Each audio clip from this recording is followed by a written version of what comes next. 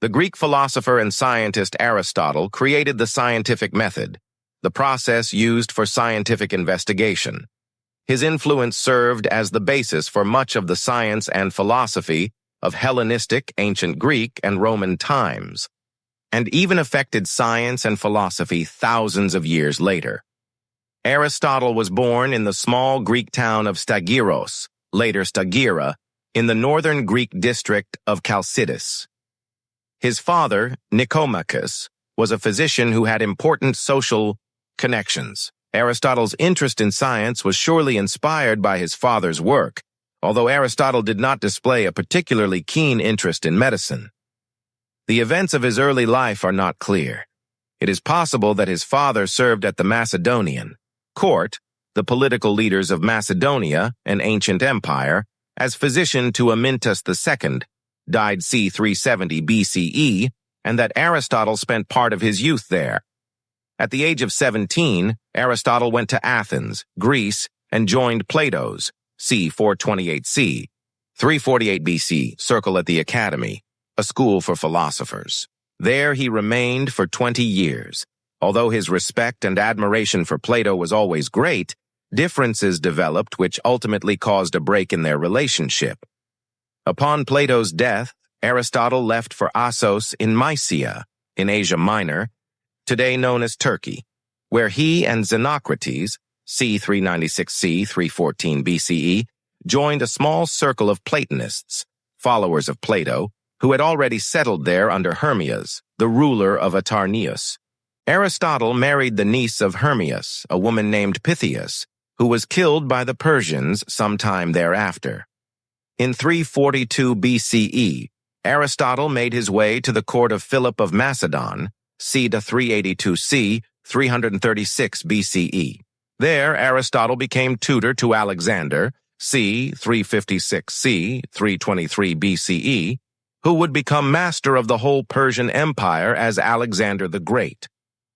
Little information remains regarding the specific contents of Alexander's education at the hands of Aristotle, but it would be interesting to know what political advice Aristotle gave to the young Alexander.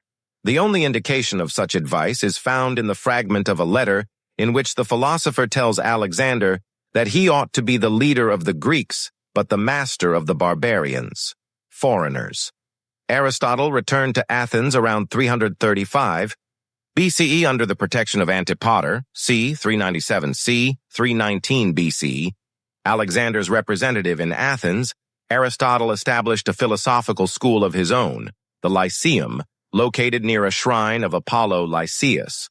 Also known as the Peripatetic School, the school took its name from its colonnaded walk, a walk with a series of columns on either side.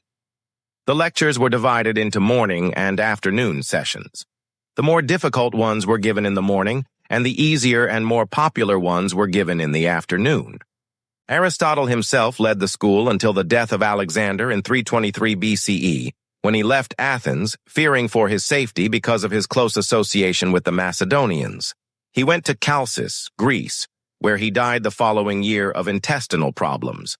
His will, preserved in the writings of Diogenes Laertius, 3rd century CE, provided for his daughter, Pythias, and his son, Nicomachus, as well as for his slaves.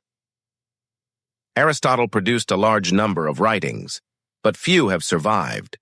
His earliest writings, consisting for the most part of dialogues, writings in the form of conversation, were produced under the influence of Plato and the Academy. Most of these are lost, although the titles are known from the writings of Diogenes Laertius and from others. Among these important works are Rhetoric, Eudemus, On the Soul, On Philosophy, Alexander, Sophistes, On Justice, Wealth, On Prayer, and On Education. They were a wide variety of works written for the public, and they dealt with popular philosophical themes. The dialogues of Plato were undoubtedly the inspiration for some of them, although the fallout between Plato and Aristotle reveals itself to a certain extent in these works too. A second group of writings is made up of collections of scientific and historical material, among the most important of which is the surviving fragment of the Constitution of the Athenians. This formed part of the large collection of constitutions, which Aristotle and his students collected and studied for the purpose of analyzing various political theories. The discovery of the Constitution of the Athenians in Egypt in 1890 shed new light on the nature of the Athenian democracy, a government of elected officials of Aristotle's time. It also revealed the difference in quality between the historical and scientific works of Aristotle and those that followed. Theophrastus, c. 372 to c. 287 B.C.E., had kept Aristotle's manuscripts after the master's death in 322 B.C.E. When Theophrastus died, Aristotle's works were hidden away and not brought to light again until the beginning of the 1st century B.C.E. They were then taken to Rome and edited by Andronicus, 1st century B.C.E. The texts that survive today come from Andronicus's revisions and probably do not represent works that Aristotle himself prepared for publication.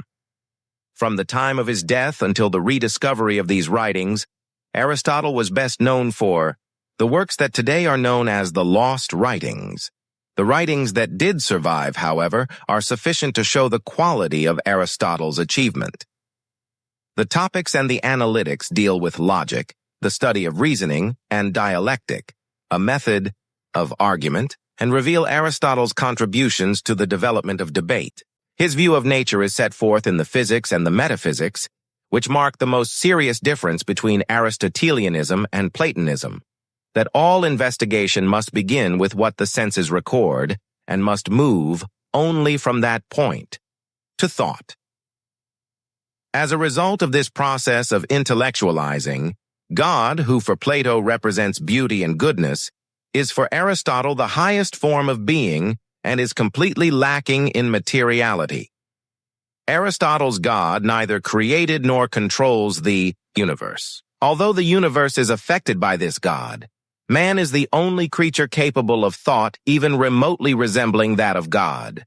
So man's highest goal is to reason abstractly, like God, and he is more truly human to the extent that he achieves that goal. Aristotle's work was often misunderstood in later times. The scientific and philosophical systems set forth in his writings are not conclusions that must be taken as the final answer, but rather experimental positions arrived at through careful observation and analysis. During the slow intellectual climate of the Roman Empire, which ruled over much of Europe for hundreds of years after Aristotle died, and the totally unscientific Christian Middle Ages, 476 to 1453, Aristotle's views on nature and science were taken as a complete system. As a result, his influence was enormous, but not for any reason that would have pleased him. Aristotle shares with his master Plato the role of stimulating human thought.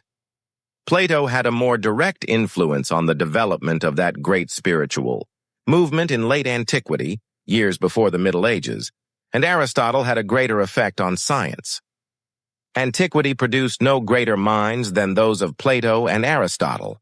The intellectual history of the West would be extremely different without them.